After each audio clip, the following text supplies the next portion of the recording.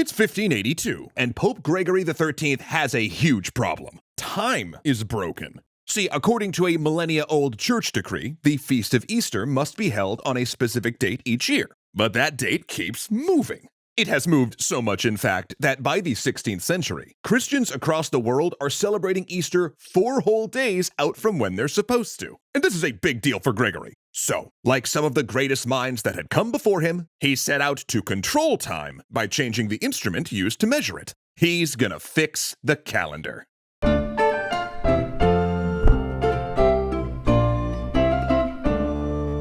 Say, do me a favor and save the date for July 16th, would you? Wait, that's today? I should have checked my calendar.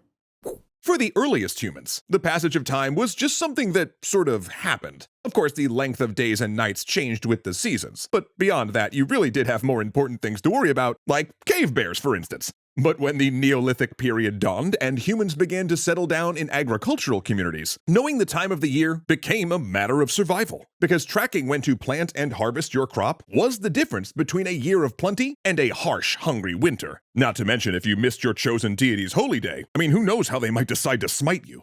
As time went by, the need for an accurate way to track the weeks and months only grew. The movement of armies, the exchange of goods, the terms of office for elected officials, all trappings of civilization are underpinned by a shared understanding of time. Now, the earliest calendars have been found in places as far apart as Australia and Scotland, dating back more than 10,000 years. We also know the Sumerians had a calendar, as did the Egyptians, Assyrians, and the Babylonians. And so did the earliest Chinese cultures, the Mayans, the peoples of the Indus Valley, and I think you start to get the idea. This was something that was important to everyone. For those early civilizations, the natural way to measure the passage of time was by the day, measured by sunrise, the month, measured by moon phases, and of course the solar year. But they all faced the same challenge, one that the wisest religious and secular minds would grapple with throughout the millennia to come. You see, a lunar month, the time it takes for the moon to pass through its phases, is roughly 29.5 days long. So 12 lunar months adds up to about 354 days.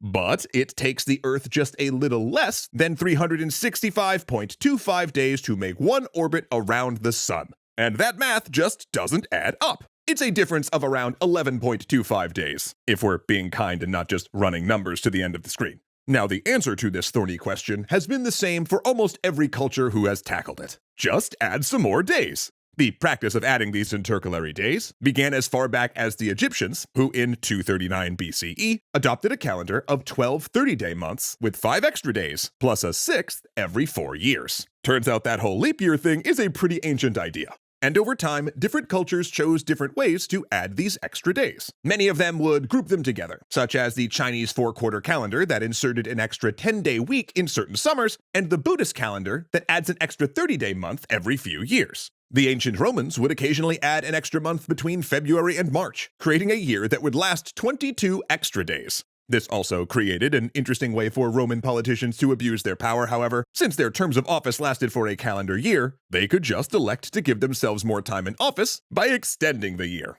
which led the most famous Roman of all to try and do something about it. In 46 BCE, Julius Caesar, aided by the astronomer Sosigenes, introduced a new calendar, with 12 months of 30 or 31 days, except for Februarius that had 28. He also kept the names of the months as they were, although 2 years later, Emperor Augustus decided to change Quintilius to Julius in honor of his great uncle, and Sextilius to Augustus in honor of, himself. Caesar's calendar, the Julian calendar, was so accurate and the legacy of the Roman Empire so dominant that Europe continued using it for the next 1,600 years. That is until Pope Gregory encountered his problem from the beginning of this episode. The Julian calendar was based on a year that was exactly 365.25 days long, allowing an extra day to simply drop into Februarius once every 4 years. However, as astronomers had known for at least a century before Caesar cooked up his calendar, the solar year is just a little bit shorter than that. As a result, too many leap years had been added in, and the calendar had drifted off course. This mattered for Pope Gregory and the Catholic Church because in 325 AD, the Council of Nicaea had decreed that the 21st of March would be the point from which Easter was determined. But by 1582, thanks to Caesar's slapdash math, the 21st of March was 4 days out from where it had been at the time of the council's decree. The work to fix this had actually begun 40 years earlier. That's just how long it took mathematicians all across Europe to come up with a solution. But by reducing the number of leap years that would arise over the centuries and removing 10 days from 1582, they did it. And from that work, the Gregorian calendar was born. It's actually so accurate it gains just 1/10 of a day over the course of 400 years, and it's the basis of the international standard that we use today. Though it did take a while for Gregory's calendar to catch on.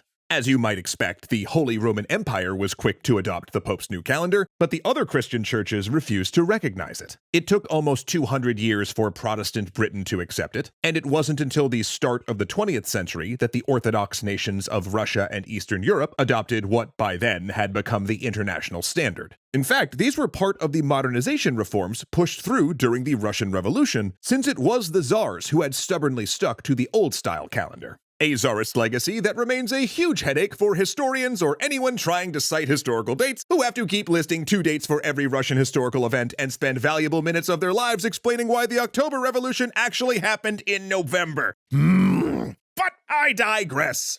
Of course, there are many other ways you can slice up time. Take the French Republican calendar, for instance, which was based on decimals. 10 days to a week, 10 hours to a day, and 100 minutes to an hour. Now, does that sound confusing? Well, Napoleon thought so too, and he tossed it out along with the Republic itself, although it did make a brief resurgence during the Paris Commune in 1871. Another alternate system is the Islamic calendar, which is based on a lunar year with no leap days, and takes its year 1 as the date the Prophet Muhammad established the first Muslim community. There's also the Hindu and Chinese calendars, which are based on the 361 days it takes for Jupiter to pass through each of the 12 signs of the zodiac, with 5 of these zodiac cycles roughly equal to 6 solar years. Oh, and another interesting thing. The Julian and Gregorian calendars used to be circular. We didn't start putting them into grids until the invention of almanacs, books of tables that helped you calculate the date and what was going on that day astronomically. But one thing remains constant throughout history. Despite mathematical changes, cultural differences, and cosmic outlook, every human culture has grappled with the calendar, mapping the passages of the moon, sun, and planets to know our place within the cosmos. We've taken the clockwork movements of celestial bodies spinning around us at incredible speeds and used mathematics to rationalize their movements into a system that every person, from kings to generals to farmers to priests, can use to plan something as mundane as when they're visiting the dentist. And if you choose to mark your days according to Pope Gregory's plan, but would also like to have a great historical time doing it, then we here at Extra History have got you covered. Take it away, IRL Matt. Thank you, Animated Matt. You know, if there's one thing that's always bothered me about traditional calendars, it's all these blank dates, right? I mean, history happens every day, I can assure you of that, so isn't it time that your calendar reflected that fact? Well, we sure think so. Which means I am super excited to finally announce what our team has been working on for the past 6 months. I give you the 2025 Extra History Calendar. A beautifully designed tool that, in addition to the usual functionality you'd expect, also includes more historical happenings on a per-day basis than any other calendar we've ever seen. Seriously, we did a lot of research on this thing. And because we've made over 700 extra history videos at this point, that means we can link directly back to videos about those daily historical happenings. It kind of works like this. This is the mock-up we have, right? But if you see a picture like this where there's something a little bit extra on there, that means that you can go down here and scan a QR code to watch a video about something that happened in that day of history. I mean, come on, let's see another calendar have that breadth of stuff. As for the art, we wanted to make sure our calendar was not only gorgeous, but also tied our extra history style in with some of the classics. So, we enlisted our longtime illustrator David Hueso to take some of the world's most famous art and reimagine it in our bean art style, while also incorporating historical figures that we talk about in our videos. This has seriously been my favorite part of this entire process, watching what David comes up with. It has been magic, they all look amazing, and I cannot wait to show you more. So if that sounds as cool to you as it does to all of us, we urge you to come back our 2025 Extra History Calendar. The Kickstarter is live right now, and with your help, we can turn our date-filled dream into a wall-mounted reality. There's also early bird pricing there, and we guarantee if you back us, you will get your calendar before 2025, which I imagine is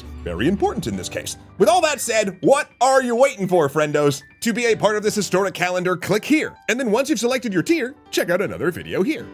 A legendary thanks to Kuyakoi, Joseph Blame, Izzy Coin, Hunter Z, Dominic Valenciana, Arcolite Games, and Angelo Valenciana for being fantastic legendary patrons.